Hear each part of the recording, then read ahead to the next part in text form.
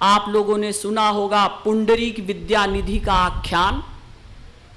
पुंडरीक विद्यानिधि चैतन्य महाप्रभु के जमाने में बहुत बड़े महापुरुष हुए। इतने बड़े महापुरुष कि स्वयं गौरांग देव उनसे मिलने के लिए आए। इतनी भी प्रतीक्षा नहीं की कि बुलवा लें, इतनी व्याकुलता बढ़ी उनसे मिलने के लिए कि स्वयं गए उनसे मिलने। और पुंडरीक विद्यानिधि कैसे रहते थे? राजसी ठाट बाट से रहते थे। सोने का पलंग, लड़कियां उनकी सेवा कर रही हैं और बढ़िया से बढ़िया 56 व्यंजन खा रहे हैं, इत्र छिड़का हुआ है, रेशमी वस्त्र पहने हैं, लेकिन उनका मन सदा श्री कृष्ण के प्रेम में डूबा रहता था। तो उच्च कोटि का भक्त महापुरुषों की छोड़िए, जो भाव भक्ति में प्रवेश करने लगता है, ऐसा भक्त भी संसार के विषयों को ग्रहण करता है, लेकिन आसक्ति रखकर नहीं, भगवान की प्रसादी समझकर। नंबर 4, मान शून्यता। यही हम लोगों में गड़बड़ी है कि हम लोग सम्मान चाहते हैं, हमारी लोग प्रशंसा करें, तारीफ करें, हमारी प्रतिष्ठा हो, हमारा नाम हो, यश हो, लोग हमें अच्छा कहें। यही सबसे बड़ी गड़बड़ है हम लोगों में। लेकिन अगर आप भक्ति प्राप्त करना चाहते हैं तो मान शून्यता, सम्मान की इच्छा तो बिल्कुल होनी ही नहीं चाहिए, बल्कि ये व्याकुलता होनी चाहिए कि लोग मेरा अपमान करें।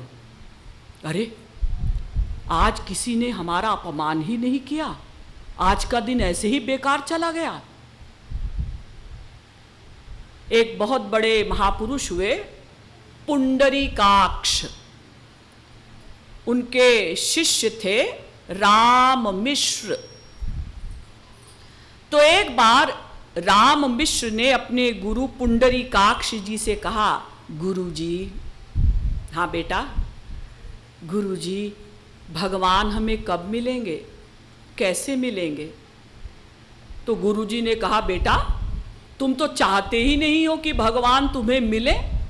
नहीं गुरुजी, हम तो चाहते हैं, आपने ही तो बताया है कि ये मनुष्य शरीर भगवान को पाने के लिए ही मिला है। तो बेटा अगर तुम चाहते हो कि भगवान तुम्हें जल्दी मिले, तो तरसो कि लोग तुम्हारा अपमान करें, तुम्हारी निंदा करें, तुम्हारी बुराई करें।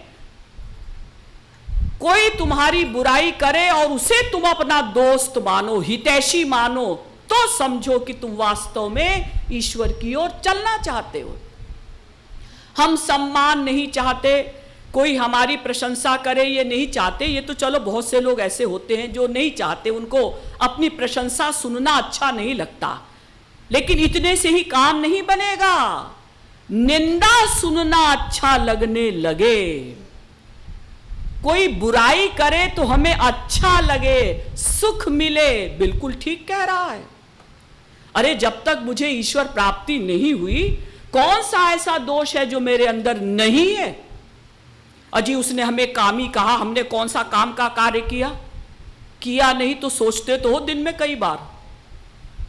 प्रैक्टिकल तो इसलिए नहीं किया कि तुम्हें यह विश्वास है कि हरि और गुरु नोट कर रहे हैं, तुम्हें थोड़ा थोड़ा ये विश्वास है, और थोड़ा समाज का भी डर है। समाज क्या कहेगा, वो क्या कहेगा, अगर उसने देख लिया तो वो क्या कहेगा। इस भय के कारण बहुत से अपराधों से हम बच जाते हैं, लेकिन मन में तो हर तरह की गंदी बात सोचते हैं दिन में कई बार, और भगवान मन की मंशा ही नोट करते हैं। तो ऐसा कौन सा दोष है जो हमारे अंदर नहीं है? जब तक ईश्वर प्राप्ति नहीं हुई, सारे दोष हमारे अंदर रहेंगे, और जब जाएंगे तो एक साथ जाएंगे। ऐसा नहीं कि जी वो काम और लोभ तो हमारे अंदर नहीं है, क्रोध है खाली, ऐसा नहीं। जब तक कामनाएं हैं सारे दोष रहेंगे, और कामनाएं कब तक रहेंगी? जब तक ईश्वर प्राप्ति ना हो जाए।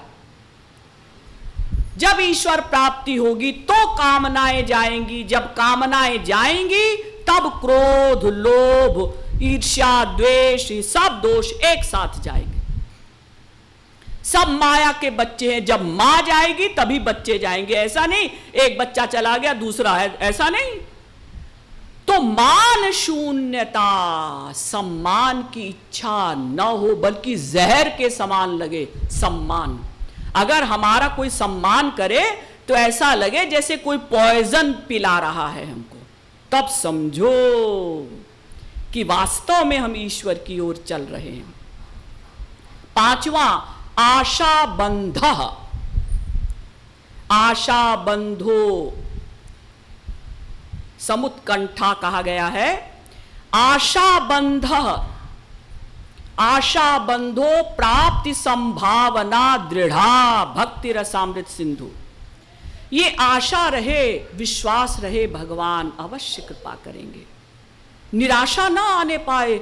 जितने दिनों से हम कीर्तन कर रहे हैं, रूप ध्यान भी कर रहे हैं, आंसू भी बहा रहे हैं, फिर भी भगवान नहीं मिले।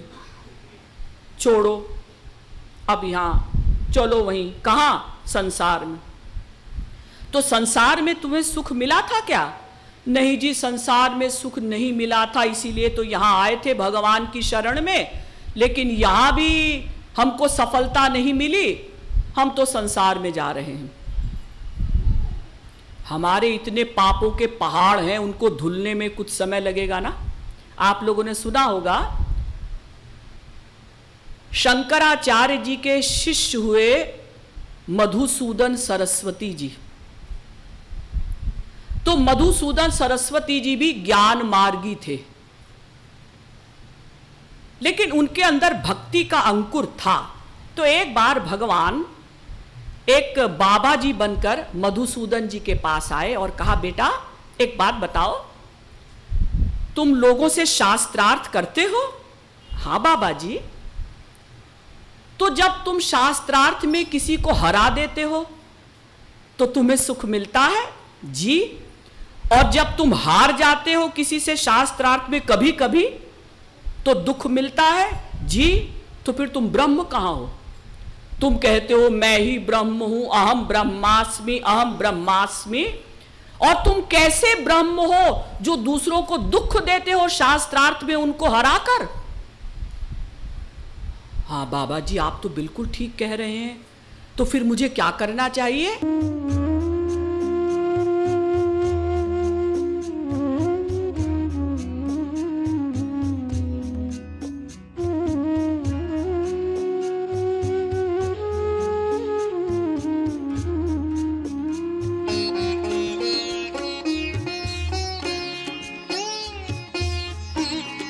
Oh